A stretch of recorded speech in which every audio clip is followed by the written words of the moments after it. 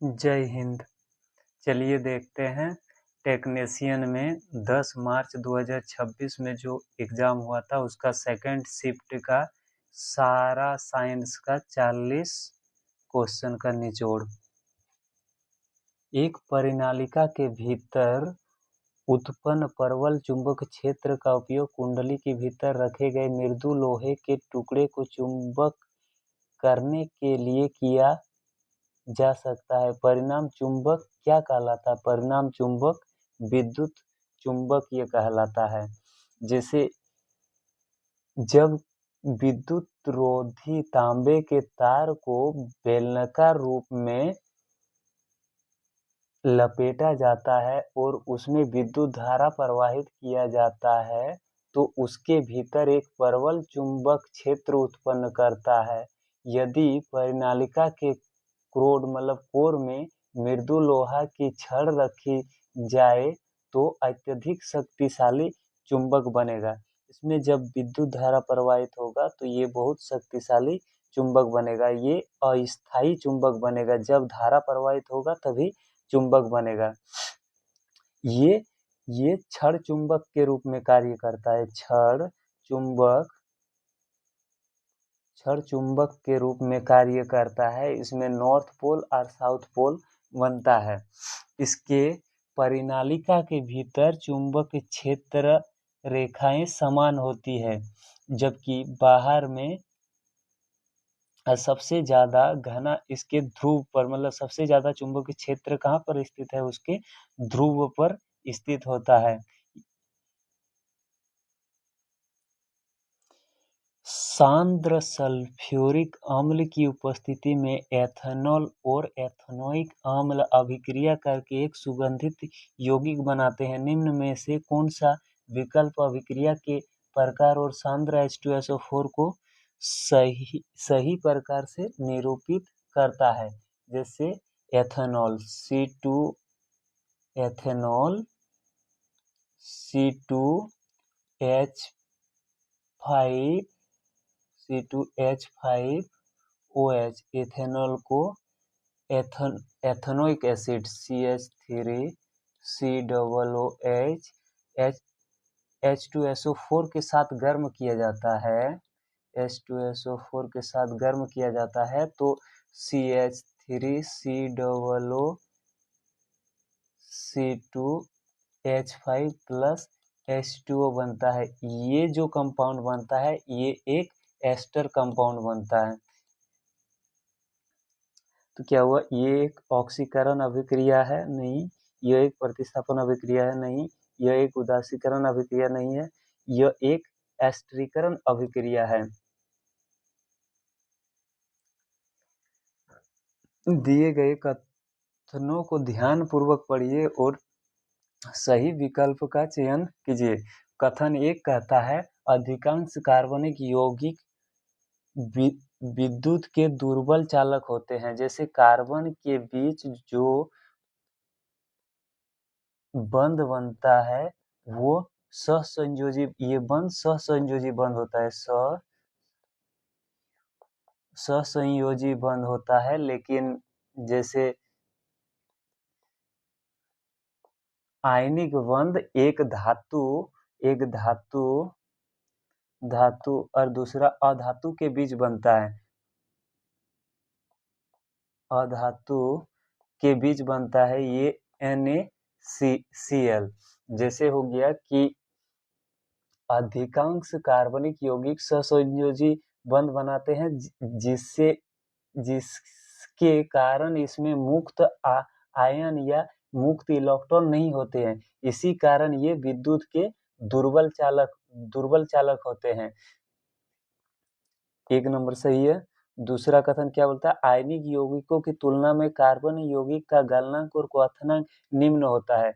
आयनिक यौगिक में प्रबल स्थिर विद्युत आकर्षण बल होता है, जबकि कार्बन यौगिक में सहसंयोजी में अणुओं के बीच अंतराण्विक आकर्षण बल अपेक्षाकृत कमजोर होता है। इसलिए आयनिक यौगिक तुलना में कार्बन यौगिकों की गलनांक और क्वथनांक कम होता है। यानी कि दोनों ए और बी दोनों सही है। फ्लेमिंग के बाँव हस्त नियम में कौन सी अंगुली चुंबक क्षेत्र की दिशा को निरूपित करती है? चुंबक क्षेत्र की दिशा, देखो चुंबक क्षेत्र की दिशा को निरूपित करती है तर्जनी। ये हो गया अंगूठा हो गया, ये हो गया तर्जनी हो गया, ये मध्यमा। अंगूठा क्या फोर्स को दिखाता है, बल को दिखाता है, तर्जनी क्या चुंबकीय क्षेत्र को दर्शाता है, और मध्यमा विद्युत धारा को दर्शाता है। इसको याद रखने के लिए FBI याद रखें। FBI, F मतलब फोर्स, B मतलब चुंबकीय क्षेत्र, और I मतलब विद्युत धारा। यहाँ पे फ्लेमिंग बाँव हस्त नियम में कौन सी अंगुली चुंबकीय क्षेत्र तर्जनी को दर्शाता है? यदि 420 न्यूटन वजन वाली एक लड़की 6 मीटर की ऊंचाई तक रस्सी पर चढ़ती है तथा उसे ऐसे करने में 20 सेकंड लगते हैं, उसका शक्ति आउटपुट ज्ञात कीजिए। शक्ति जैसे इसमें दिया हुआ है फोर्स, बल दिया हुआ है 420 न्यूटन, और क्या दिया हुआ है H यानी कि डिस्प्लेसमेंट कितना दिया हुआ है 6 मीटर, और टाइम दिया है, टाइम कितना दिया है 20 सेकेंड।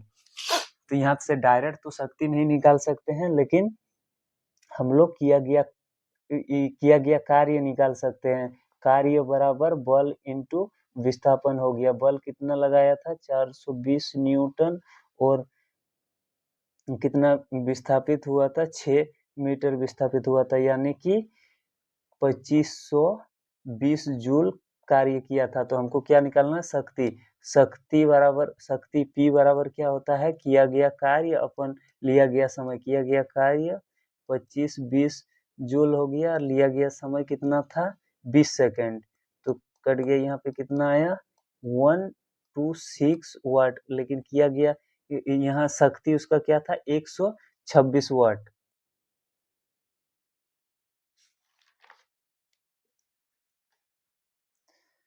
सोने की पन्नी स्वर्ण पत्र से सीधे गुजरने वाले अल्फा कण क्या दर्शाते हैं? जैसे ये नाभिक हो गया, इसमें जो अल्फा किरणें पास किया था, तो बहुत सारे किरणें क्या हुआ था इसमें पार हो गया था। उसके बाद कुछ किरणें क्या हो गया, विचलित हो गया था। ये कुछ किरणें विचलित हो गया था, लेकिन कुछ किरणें वापस भी चल गया था। ये संख्या में बहुत ही कम था, तो ज्यादातर क्या हो गया था, ये पार हो गया था। तो क्या बोलता है, सोने की पन्नी से सीधे गुजरने वाले अल्फा कण क्या दर्शाता है? नाभिक ऋणावेशित होता है? नहीं। नाभिक विशाल है? नहीं। पर नाभिक विशाल है? नहीं। परमाणु पर धनावेश होता है? ये भी नहीं। परमाणु में अधिकांश खाली स्थान होते हैं। सही बात है, क्योंकि अधिकतर खाली स्थान होते थे, इसीलिए इसमें जो अल्फा किरणें प्रवाहित किया गया था सोने की पन्नी पर, तो वो अधिकतर पार हो गया था। इसी कारण पार हुआ था क्योंकि उसमें अधिकतर परमाणु क्या थे, खाली जगह थे। संभोग के दौरान कंडोम का उपयोग करने की सलाह क्यों दी जाती है? जनसंख्या संतुलन बनाने के लिए कंडोम का उपयोग किया जाता है? नहीं, अनिवार्य रूप से जरूरी नहीं है। पुरुष और महिला दोनों में प्रजनन क्षमता बढ़ाने के लिए कंडोम का उपयोग नहीं किया जाता है। कंडोम यौन संचार रोगों के प्रसार को कुछ हद तक रोकने के लिए ये सबसे उपयुक्त आंसर है। कंडोम गर्भावस्था संक्रमण के जोखिम को पूर्णतः समाप्त करने के लिए नहीं। न्यूरॉन में तंत्रिका अक्ष एक्सोन का प्राथमिक कार्य क्या होता है? जैसे न्यूरॉन ये होता है डेंड्राइट। डेंड्राइट क्या करता है, ये संकेतों को ग्रहण करता है। ये हो गया सेल बॉडी, कोशिका का शरीर हो गया है। ये कोशिका का शरीर हो गया, ये क्या हो गया, ये केंद्रक न्यूक्लियस होता है। ये कोशिका की सभी गतिविधियों को नियंत्रित करता है।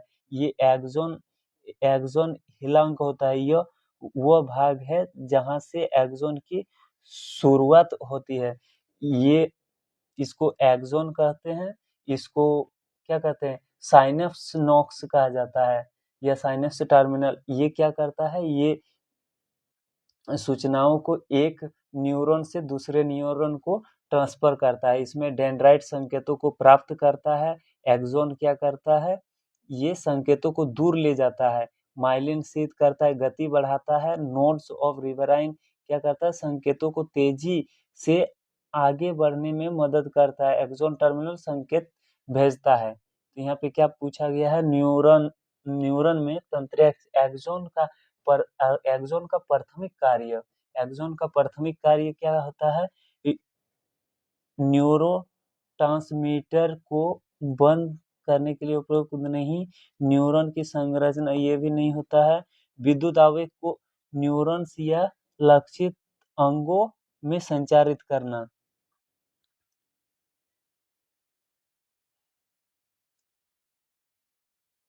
दिए गए कथनों को ध्यानपूर्वक पढ़िए। निम्न और कौन से कथन सही है। कथन 1, कुछ पदार्थ ऐसे होते हैं जिसका गंध अम्लीय या क्षारीय माध्यम में बदल जाती है। सही बात है, अम्ल क्षारीय माध्यम में बदल जाती है। जैसे वेनिला हो गया, उसके बाद प्याज हो गया। दूसरा कथन, वेनिला निष्कर्ष और प्याज का घ्राण सूचक के उपयोग में किया जाता है। जैसे सही बात है, जैसे अम्लीय माध्यम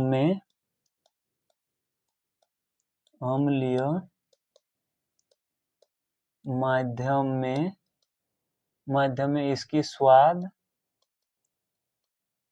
इसकी स्वाद बरकरार रहती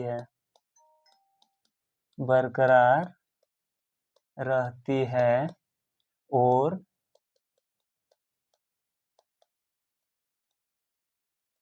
क्षारीय माध्यम में इसकी गंध नष्ट हो जाती है। तो दोनों सही है, कथन ए और कथन बी। एक ध्वनि तरंग की आवृत्ति 2 किलोहर्ट्ज है। आवृत्ति मतलब फ्रीक्वेंसी कितना, 2 किलोहर्ट्ज। इसको किलोहर्ट्ज को हर्ट्ज में बदलने के लिए 1000 से मल्टीप्लाई किया जाता है, यानी कि 2000 हर्ट्ज हो गया। इसमें तरंगदैर्घ्य दिया गया है। तरंगदैर्घ्य कितना दिया गया है, 45 सेंटीमीटर। इसको मीटर में चेंज करने के लिए 45/100 से डिवाइड कर देते हैं, यानी कि 0.45 मीटर हो गया। फ्रीक्वेंसी को हम हमेशा हर्ज में रखना है और तरंगदैर्घ्य को हमेशा मीटर में रखना है। और इसमें दूरी डिस्टेंस कितना दिया गया है, डिस्टेंस दिया गया है 1.8 किलोमीटर। इसको मीटर में चेंज करने के लिए 1000 से मल्टीप्लाई करना है, यानी कि 1800 मीटर होगा। तो इसमें क्या निकालने बोला है कि कितना समय लगेगा दूरी को तय करने में। तो इससे हम लोग को पहले चाल निकाल लेना है। तो क्या होगा, तरंग की चाल भी बराबर आवृत्ति फ्रीक्वेंसी इंटू आवृत्ति इंटू क्या होगा, आवृत्ति इंटू तरंगदैर्घ्य हो गया। तो चाल भी बराबर आवृत्ति कितना, 2000 हर्ज इंटू तरंगदैर्घ्य कितना, 0.45 मीटर, यानी कि चाल इसका कितना निकला, 900 मीटर प्रति सेकेंड। अब इसमें निकालना है समय। तो चाल समय बराबर क्या होगा, दूरी अपन स्पीड। तो दूरी कितना दिया गया था, 1800 मीटर, और समय कितना दिया गया था, समय दिया था चाल कितना दिया था, 900 यानी 00 9 दूना 18, यानी कि 2 सेकेंड इसका आंसर होगा। खाद्य श्रृंखला सामान्य तो 4 पोषीय स्तरों से आगे क्यों नहीं बढ़ती है।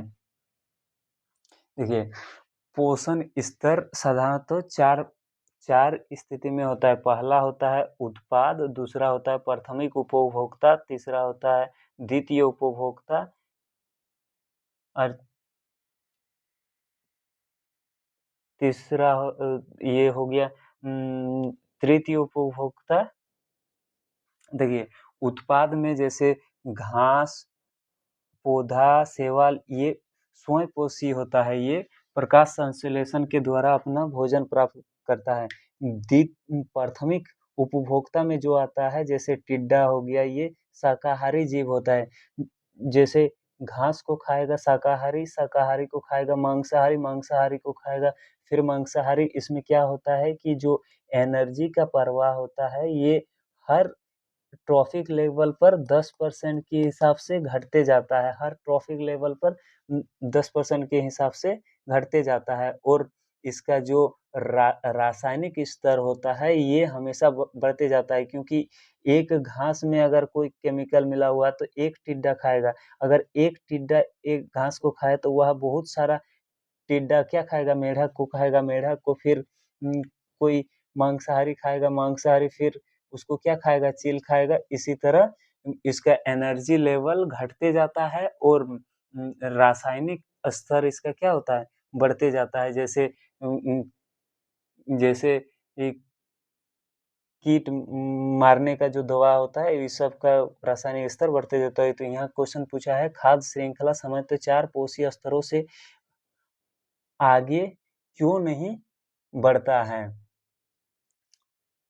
देखो, इसमें क्योंकि अवघटों की संख्या उपभोक्ताओं से अधिक होती है, नहीं क्योंकि उत्पादकों की संख्या सीमित होती है, नहीं क्योंकि प्रत्येक स्तर पर ऊर्जा की अधिक हानि होती है। सही बात है। इसमें क्या होता है, प्रत्येक स्तर पर 10% की दर से ऊर्जा घटते रहती है। किसी खोदे हुए कुएं में जल डैश से एकत्रित होता है। देखिए, भूजल युक्त चट्टानें, रेते या बजरी की वह परागम्य परत होती है जिसमें पानी जमा रहता है और आसानी से प्रवाहित हो सकता है। जब कोई कुआं खोदा जाता है तो पानी इसी जलवाही स्तर से रिसकर कुएं में एकत्रित होता है। तो क्या होता है, ये जलवाही स्तर होता है।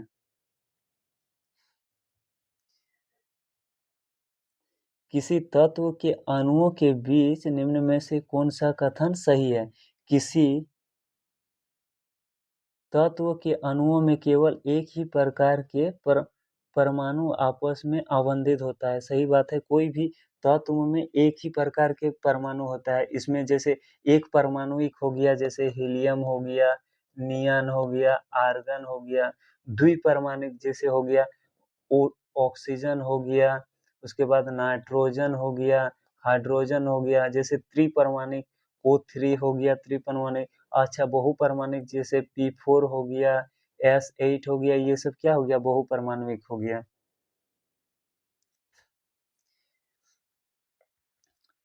यदि पृथ्वी की त्रिज्या दोगुनी हो जाए और द्रव्यमान अपरिवर्तित रहे तो जी का मान का होगा। जी बराबर क्या होता है, जी बराबर होता है Gm/r² होता है। क्या बोला है, यदि पृथ्वी की त्रिज्या दोगुनी हो जाए, त्रिज्या को क्या कर देना है, दोगुना कर देना है। जी बराबर त्रिज्या को दोगुना कर देना है, Gm/r² दोगुना, तो 2r का स्क्वायर दोगुना कर दिया। और द्रव्यमान अपरिवर्तित रहे तो क्या होगा, Gm/2 दुगुने 4r² हो गया। तो क्या हो जाएगा, ये Gm/r यानी कि इसको हम G लिख सकते हैं और बटा ये 4 का 4, ये पूरा मिला के क्या लिख सकते हैं, ये G बराबर होता है तो G लिख दिया 1/4, यानी कि G/4 यानी कि 1/4 होगा।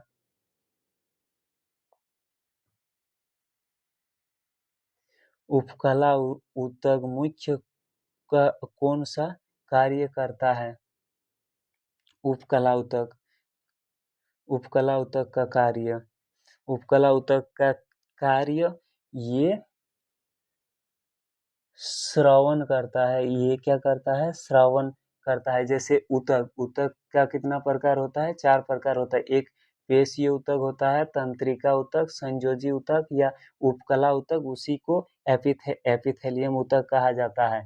जैसे पेशीय ऊतक का कार्य मांसपेशियां बनी होती है, इस मांसपेशियों की संख्या 639 होता है, इसे संकुचनशील कहते हैं। उसके बाद क्या हो गया, तंत्रिका ऊतक, तंत्रिका ऊतक मस्तिष्क में पाया जाता है, मेरुरज्जु, स्पाइनल कॉर्ड जिसको कहते हैं पाया जाता है। सभी तंत्रिकाएं उसी से बनी होती है, सूचनाओं को आदान प्रदान करती है। कोशिका विभाजन तंत्रिका ऊतक में नहीं होती है। उसके बाद क्या हो गया, संयोजी ऊतक, ये अंगों को आपस में जोड़ते हैं, जैसे अस्थि हो गया, उपास्थि हो गया, रक्त हो गया, लसिका, ये सब संयोजी ऊतक है। ये एपिथेलियम ऊतक जो होता है, एपिथेलियम, इससे इससे त्वचा बना होता है। इससे क्या बना होता है, त्वचा, इससे त्वचा त्वचा बना बना होता है। इससे त्वचा बना होता है। आंतरिक अंगों की बाहरी परत बनी होती है। आंतरिक अंगों की बाहरी परत बनी होती है। इससे त्वचा बना होता है, इससे आंतरिक अंगों की बाहरी परत बनी होती है। इसका मुख्य कार्य स्राव और रक्षा करना, मुख्य कार्य क्या होता है, स्राव करना और रक्षा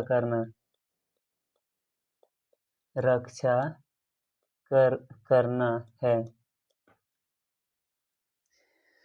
निम्नलिखित में से कौन सा युग्म एक ही तत्व को निरूपित करता है।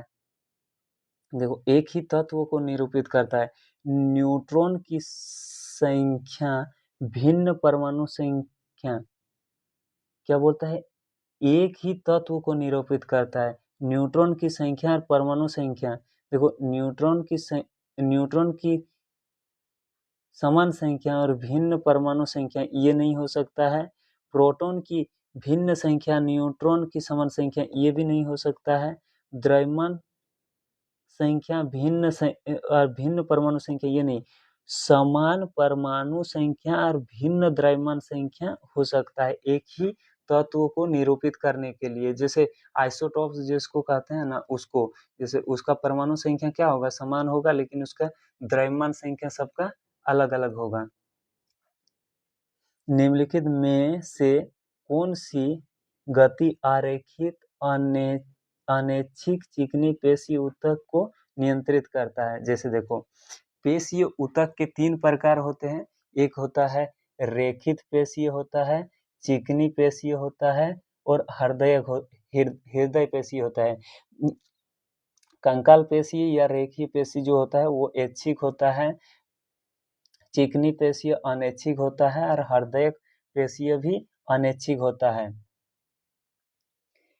कंकाल पेशीय ये अनब्रांच्ड होता है, इसमें कोई शाखा नहीं होता है, ये बहुकेंद्रीय होता है। चिकनी में ये भी अनब्रांच होता है और इसमें एक केंद्रक होता है। हृदय पेशी में इसमें ब्रांच होता है, इसमें एक केंद्रीय होता है, द्विकेंद्रीय भी होता है और ये ब्रांच्ड होता है। इसमें जो हृदय वाला वो ब्रांच होता है। जैसे हृदय वाला पेशी में ब्रांच होता है। जैसे देखो, गति में जैसे कंकाल पेशी ऐच्छिक हो गया, चिकनी पेशी अनैच्छिक हो गया, हृदय पेशी अनैच्छिक हो गया।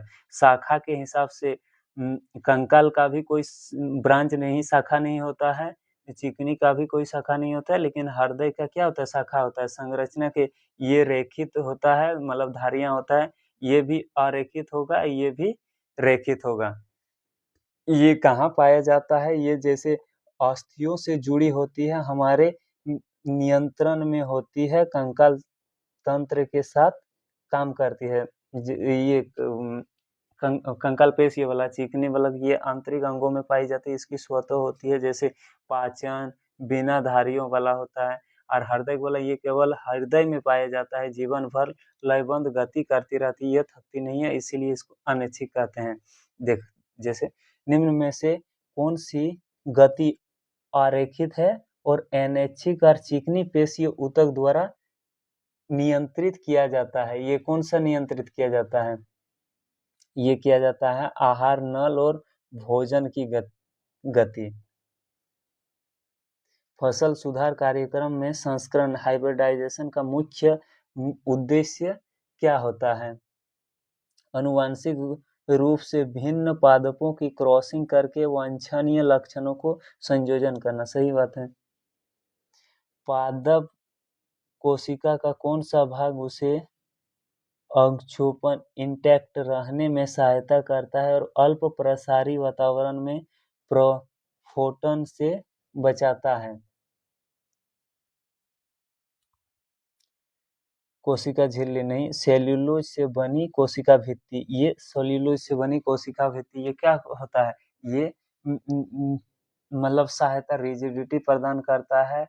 ये अल्प प्रसारी वातावरण में प्रस्फोटन से बचाता है। स्कूल की कैंटीन में विद्यार्थियों ने देखा कि प्रतिदिन बड़ी संख्या में प्लास्टिक के कप और प्लेटें फेंकी जाती है। इस समस्या के समाधान के लिए उन्होंने स्टील के प्लेटों और पुनः उपयोग योग्य पानी की बोतलों का उपयोग करने का सुझाव दिया। यह कदम मुख्य रूप से डैश को बढ़ाता है। ये कदम क्या बढ़ाएगा? ये कदम बढ़ाएगा बेहतर पैकेजिंग डिजाइन नहीं, अवशिष्ट को कम करना और उसका पुनः उपयोग करना। जाइलम और फ्लोएम को जटिल स्थायी ऊतक क्यों कहा जाता है? देखो, पादप ऊतक दो भागों में विभाजित होता है, एक विभाज्य ऊतक और दूसरा स्थायी ऊतक। विभाज्य ऊतक तीन प्रकार के होता है, एक शीर्ष विभाज्य ऊतक, एक पार्श्व विभाज्य ऊतक, एक अंतर्विष्ट विभाज्य ऊतक। शीर्ष विभाज्य ऊतक पादप के सिरे पर और क्या बोलते हैं, जड़ के ई में पाया जाता है। इसमें क्या करता है? ये ऊंचाई में वृद्धि करता है। पार्श्व ये मोटाई में वृद्धि करता है। और अंतर्विष्ट विभाज्य ऊतक ये क्या करता है? ये जो होता है, अगर पेड़ को आधा काट दिया, उसके बाद जब मतलब अगर वृद्धि होता है तो वो किसके कारण होता है? अंतर्विष्ट विभाज्य ऊतक। अच्छा, स्थायी ऊतक भी दो प्रकार होता है, एक सरल स्थायी ऊतक होता है, एक जटिल स्थायी ऊतक होता है। सरल स्थायी ऊतक में मृदुतक जिसको पेरेन्काइमा कहते हैं, स्थूल कोणोतक जिसको कोलेनकाइमा कहते हैं, दृढ़ोतक जिसको स्क्लेरेनकाइमा कहते हैं। पेरेन्काइमा क्या होता है? ये इसमें जीवित कोशिकाएं होती है, पतली कोशिका भित्ति होती है, अंतरकोशीय अवकाश मतलब इसके कोशिकाओं के बीच स्थान होता है, अंतरकोशीय स्थान उपस्थित होता है। यह एक ही प्रकार की कोशिकाओं से मिलकर बना होता है। कौन? पेरेन्काइमा। कोलेनकाइमा स्थूल कोण होता है, ये भी जीवित होता है, कोने पर स्थूलिन होता है, अंतरकोशीय अवकाश ये बहुत ही कम मतलब ना के बराबर होता है। यांत्रिक सहारा और लचीलापन ये क्या करता है? स्थूल कोणों तक प्रदान करता है। ये पेरेन्काइमा क्या करता है? ये भोजन को संग्रहित करके रखता है। और दृढ़ोतक स्क्लेरेनकाइमा मृत कोशिका पाया जाता है, मोटी और सख्त भित्ति होती है, अंतरकोशीय अवकाश इसमें नहीं होता है, यांत्रिक मजबूती और ये कठोरता प्रदान करती है। और जटिल स्थायी ऊतक भी दो प्रकार के होते हैं, एक जाइलम होता है, एक फ्लोएम होता है। जाइलम में क्या करता है? ये जल का परिवहन करता है। फ्लोएम में ये खनिज पदार्थ का परिवहन करता है। जाइलम में अलग अलग प्रकार होते हैं, जैसे वाहिनिका हो गया, उसके बाद वाहिका हो गया, जाइलम मृदुतक और जाइलम तंतु हो गया। अब फ्लोएम में चालनी नलिका हो गया, सहचर कोशिकाएं हो गया, फ्लोएम मृदुतक और फ्लोएम तंतु हो गया। ये सब जटिल क्यों होता है? इसको जटिल स्थायी ऊतक दोनों को, जाइलम और फ्लोएम को क्यों कहते हैं? क्योंकि ये विभिन्न प्रकार की कोशिकाओं का बना होता है।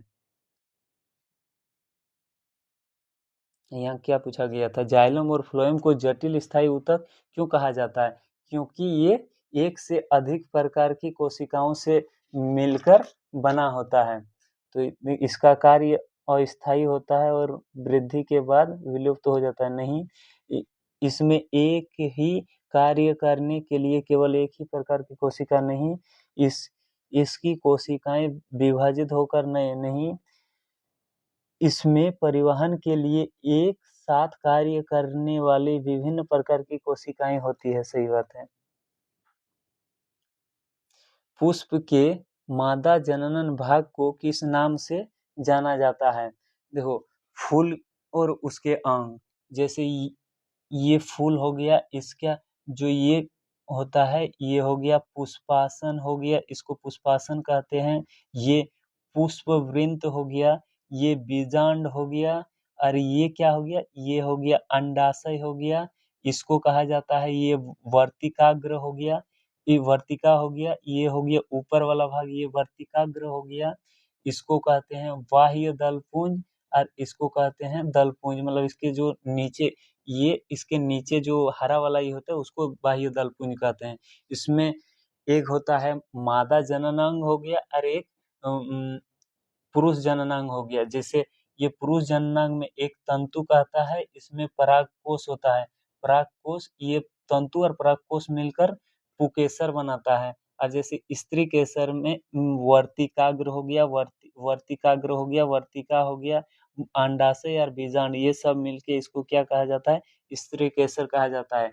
ये परागकोश से परागकण निकलता है और आके वर्तिकाग्र में मिल के जाके कहाँ, फर्टिलाइजर होने के बाद ये जाके अंडाशय में जाके फर्टिलाइजेशन होता है। उसके बाद फर्टिलाइजेशन के बाद ये जो अंडाशय होता है ये फल बनता है, और बीजांड क्या बनता है? बीज का निर्माण करता है। तो पुष्प के मादा जनन भाग को किस नाम से जाना जाता है? मादा जनन भाग को किस नाम से जानेंगे? ये तो बोल दिए, इधर स्त्री केसर के नाम से जाना जाता है, ये स्त्री केसर। जब कोई अम्ल किसी धातु हाइड्रोजन कार्बोनेट के साथ अभिक्रिया करता है तो क्या निर्मित होता है? जब कभी कोई अम्ल क्या बोलता है? धातु हाइड्रोजन कार्बोनेट NaHCO3 के साथ अभिक्रिया करता है तो क्या होता है? NaCl बनेगा, उसके बाद कार्बन डाइऑक्साइड और जल बनेगा। जब कोई अम्ल धातु हाइड्रोजन कार्बोनेट से बनेगा तो क्या बनता है? लवण बनेगा, कार्बन डाइऑक्साइड बनेगा और जल बनता है। तो क्या हो गया इसका आंसर? लवण, कार्बन डाइऑक्साइड और जल बनता है। निम्नलिखित में से कौन सा अवलोकन सर्वोत्तम रूप से पुष्टि करता है कि उदासीनीकरण अभिक्रिया है? उदासीकरण अभिक्रिया है, ये पुष्टि करता है उदासीकरण। जैसे देखो, ये पीएच स्केल होता है, पीएच स्केल का मान 0 से 14 के बीच होता है। जब 7 को क्या करते हैं? उदासीनीकरण कहते हैं। 7 से इधर आने पर क्या होगा? पीएच अम्लीय मान, पीएच इधर अम्लीय मान बढ़ेगा, और 7 से ऊपर जाने पर क्षारीय मान बढ़ता है। और जब 7 में रहेगा तो उसको क्या कहा जाता है? उदासीकरण कहा जाता है। तो ये बोलता है कि सर्व उदासीकरण का पुष्टि विलियन नीले लिटमस पत्र में लाल में परिवर्तित होता है। ये तो अम्लीय हो जाता है। विलियन का पीएच 7 के निकट होगा। सही बात है, 7 के निकट होगा तभी वो क्या होगा? उदासीन होगा। निम्न में से कौन सा कथन सर्वोत्तम रूप से यह वर्ण करता है कि अनॉक्सी श्वसन और ऑक्सी श्वसन की तुलना में कम ऊर्जा क्यों मुक्त करता है?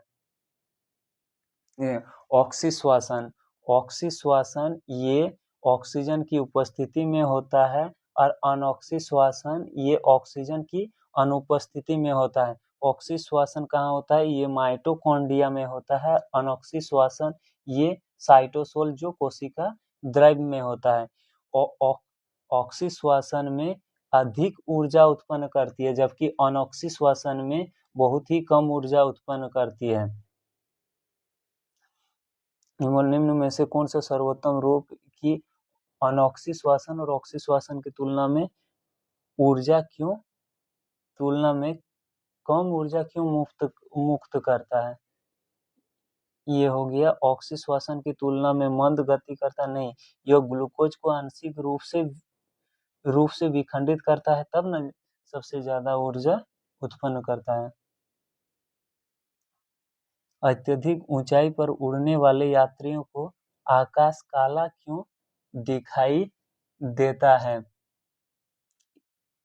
इस ऊंचाई पर वायु के अणु समस्त नीले प्रकाश को अवशोषित नहीं, प्रकाश का पथ प्रकीर्णित होकर सूर्य की ओर हो जाता है नहीं, इस ऊंचाई पर प्रकाश का प्रकीर्णन पर्याप्त रूप से नहीं हो पाता, ये सही है, इसीलिए उसको काला दिखाई देता है। नीला क्यों दिखाई देता है? क्योंकि वहाँ आकाश में नीले रंग का प्रकीर्णन हो जाता है, इस कारण से। यदि किसी चालक के सिरों के बीच विभवांतर 1 वोल्ट तथा उसमें 1 एम्पीयर की धारा प्रवाहित होती है तो चालक का प्रतिरोधकता कितना होगा? विभवांतर V बराबर 1 वोल्ट दिया है, विद्युत धारा I बराबर कितना दिया हुआ है? 1 एम्पायर दिया हुआ है। तो ओम के नियम से क्या होता है? V इक्वल टू IR होता है। इसमें निकालना क्या है? प्रतिरोध निकालना है, तो R बराबर क्या होगा? R बराबर होगा V अपन I हो गया। V कितना दिया हुआ है? 1, और I कितना दिया हुआ है? 1, यानी कि 1 प्रतिरोध R बराबर कितना होगा? 1 ओम होगा। तो आंसर इसका 1 ओम। अमोनियम सल्फेट NH4 2SO4 का सूत्र इकाई द्रव्यमान, जैसे नाइट्रोजन का कितना होता है? 14 होता है परमाणु द्रव्यमान, हाइड्रोजन का 1 होता है, सल्फर का 32 होता है और ऑक्सीजन का 16 होता है। तो यहाँ हो गया नाइट्रोजन 14 प्लस हाइड्रोजन का 1 और कीगो है 4, और इसमें क्या 2 से मल्टीप्लाई है, तो 2 से मल्टीप्लाई प्लस होगा S का कितना? सल्फर का 32 हो गया, और ऑक्सीजन का कितना? 16 होगा, और कीगो है ऑक्सीजन 4 गो है, तो 4। देखो 14 और 4 एकम 4, इसको 2 से मल्टीप्लाई करना है, इधर 32 है और 16 चौके 16 32 16 चौके यहाँ 64 हो गया, तो ये 14 4 18, 18 दुगने ये हो गया 36, ये हो गया 32 और ये हो गया 64, यानी कि टोटल कितना होगा? 132 U, मतलब टोटल का इसका द्रव्यमान इकाई कितना होगा? 132 U। यदि A B को विस्थापित करता है, A B को विस्थापित करता है, यानी कि A B को विस्थापित करता है, यानी कि B से A अधिक क्रियाशील होता है, और C A को विस्थापित करता है। A को विस्थापित कौन करता है? C, यानी कि सबसे ज्यादा क्रियाशीलता किसका होगा? C का। तो क्रियाशीलता क्रम कौन सा है? CAB।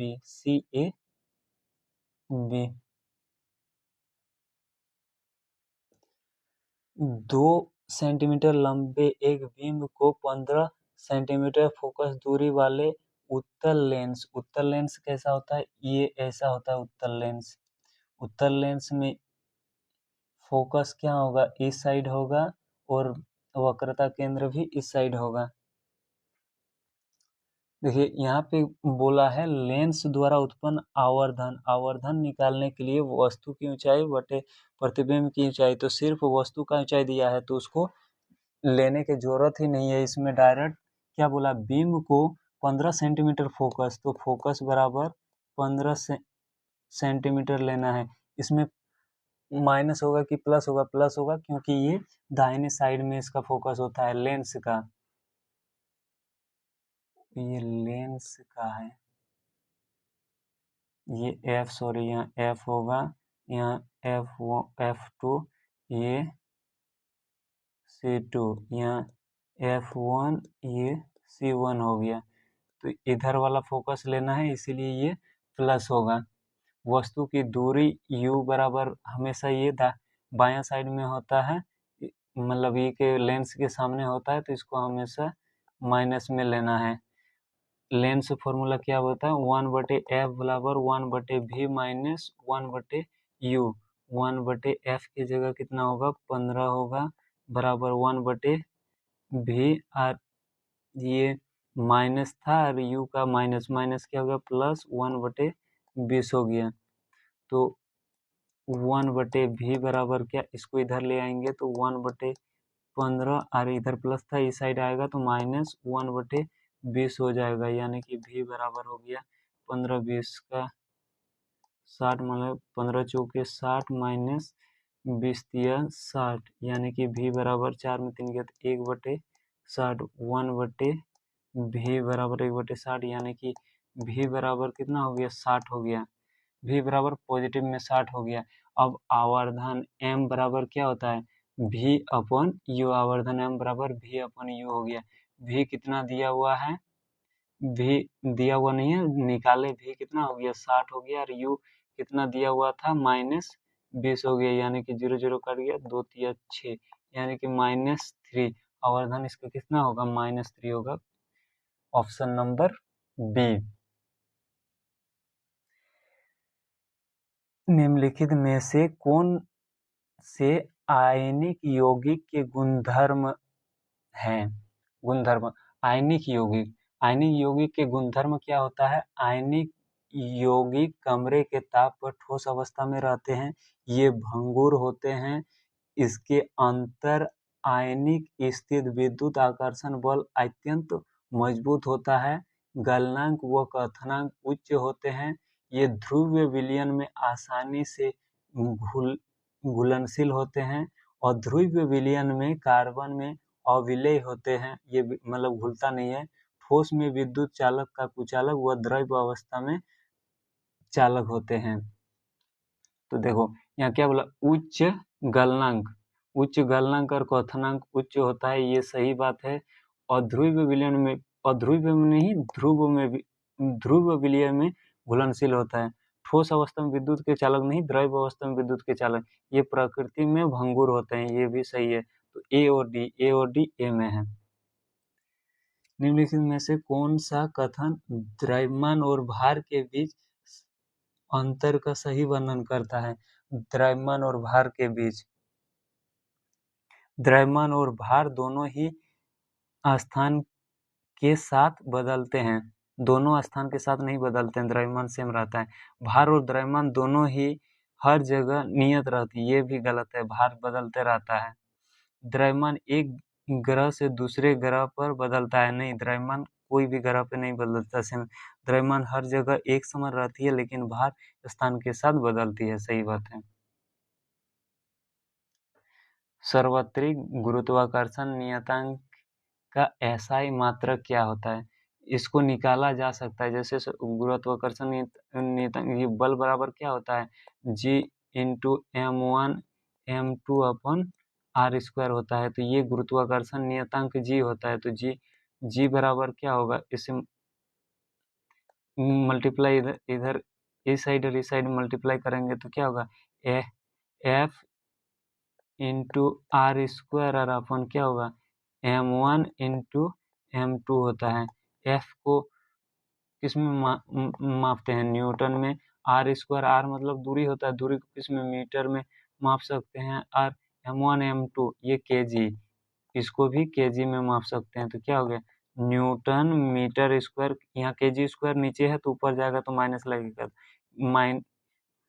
माइनस kg के -2 हो गया, तो न्यूटन मीटर स्क्वायर पर kg², न्यूटन मीटर स्क्वायर पर kg, न्यूटन मीटर, इसका तो ये ऑप्शन ए गलत है, इसका क्या होगा, न्यूटन मीटर स्क्वायर पर केजी स्क्वायर होता है आंसर।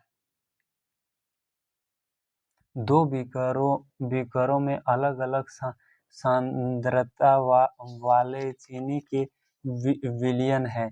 एक अर्धपारगम्य झिल्ली उन्हें पृथक मतलब अलग करती है। कुछ समय बाद एक बीकर में विलयन का स्तर बढ़ जाता है जबकि दूसरे में यह घट जाती है। यह प्रयोग विलयन के किस गुण को सर्वोत्तम रूप से प्रदर्शित करता है और क्यों करता है? देख, वाष्पन से नहीं होता है। विसरण, क्योंकि चीनी अणु के आर पार तक संतुलन, ये भी नहीं हो सकता है।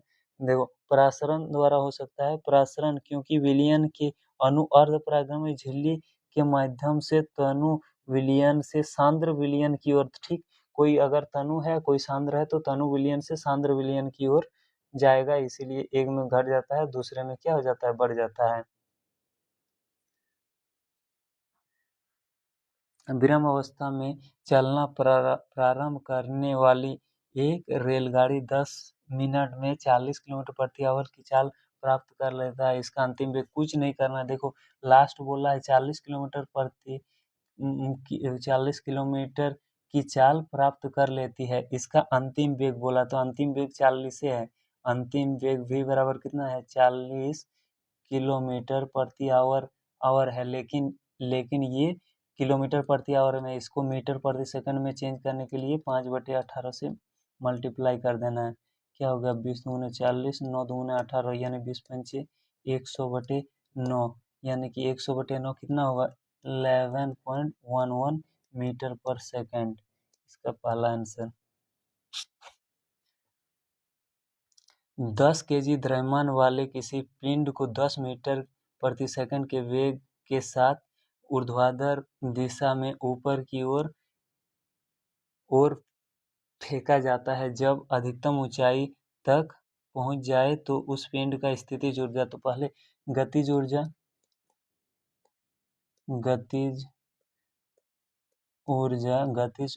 बराबर क्या होता है, 1/2 mv² होता है। 1/2 m क्या होता है, द्रव्यमान कितना दिया, 10, और v कितना दिया, v 10 मीटर प्रति सेकंड। 2 पंचे 10 इंटू 5 और 10.100, यानी कि कितना होगा, 500 जूल हो गया। तो इसका स्थितिज ऊर्जा भी 500 होगा, क्योंकि ये अंतिम 500 तक ही जाता है। m कोश में इलेक्ट्रॉन, जैसे ये हो गया, इसको पहला वाला को k, इसको l देते हैं, इसको m कोश देते हैं। इसमें इलेक्ट्रॉन, अधिकतम इलेक्ट्रॉन m कोश में क्या होता है, इसको इलेक्ट्रॉन भरने के लिए रूल दिया 2n²। ये पहला कोश, ये हो गया दूसरा कोश, ये तीसरा, तो m तीसरा कोश में है तो 2 इंटू n का मान 3 लिखो, 3 का स्क्वायर, यानी कि 2 इंटू 3 तिया 9, 9 दुगने, यानी कि इसमें कितना, 18, इसमें इलेक्ट्रॉन 18 हो सकता है। लेकिन कैल्शियम में इलेक्ट्रॉन होते हैं। कैल्शियम का परमाणु 20 होता है, तो पहले कक्षा में 2 भराएगा, फिर 8, 2 8, 2 8 10 और 8 18, और फिर 2 भराएगा, तो इसमें कितना इलेक्ट्रॉन रहेगा, 8, तो 18 और 8 सी में है।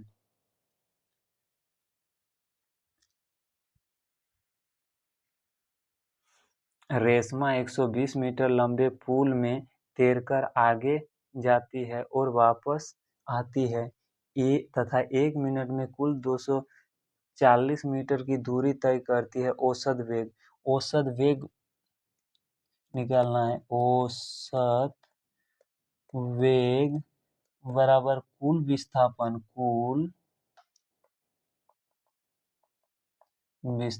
बटे समय होता है। तो यहाँ पे जब तैर के गया और वापस आ गया तो विस्थापन 0 हो गया, और समय कितना, 1 मिनट 60 सेकंड दिया, यानी कि 0 होगा। इसका आंसर 0 मीटर प्रति सेकंड। परिपक्व पादप कोशिकाओं में बृहद केंद्रीय रिक्तिकाएं की प्रमुख भूमिका निम्नलिखित में से क्या है? प्रमुख भूमिका क्या है? देखो, केंद्रीय रिक्तिका पादप कोशिकाओं के आयतन का 90% तक हिस्सा घेरती है।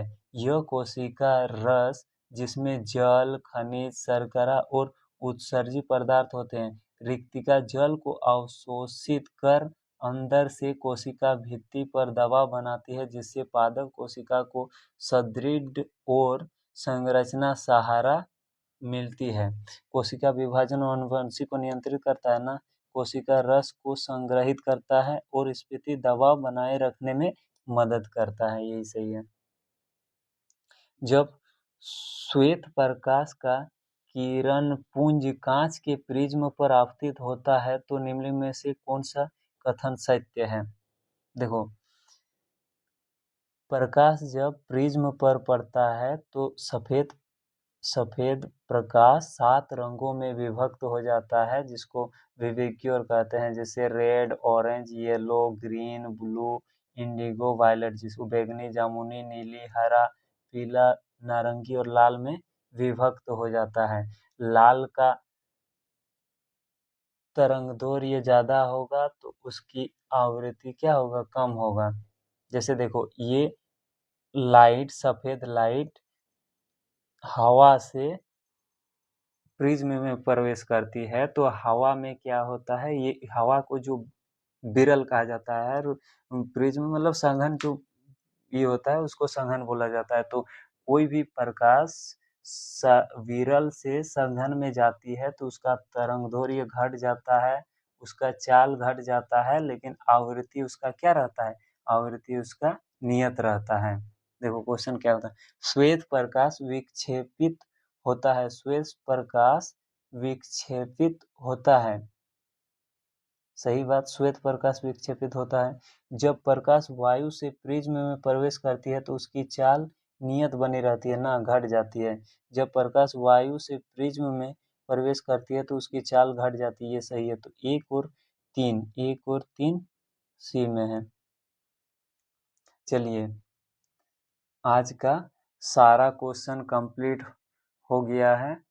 अगर अच्छा लगे तो अमित क्लासेस 2 को सब्सक्राइब करें इसी तरह वीडियो के लिए, और आगे भी कराते रहेंगे ये सीरीज PYQ वाला।